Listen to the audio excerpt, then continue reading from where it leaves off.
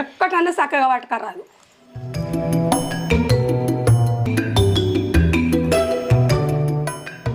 అత్తమ్మ నువ్వు మంచాలు వండుకోమని నేను ఒత్తుతా తలకాయ. ఏమో ఎందుకు తీయ నేను ఇంట్లో కొంచెం వండుకుంటానే ఈడ వండుకోను. ఈడ మంచం అయితే మరి ఈడ వండుకో. ఏం లేకపోతే దానికి నన్ను ఇంట్లో కొని ఇస్తలేవు. ఇల్లు నీదైపోయినా అదే, ఇది నా తమ్ముందే, నాకు హక్కు ఉంది. ఏమో ప్రతి దానికి అడ్డొస్తుంది.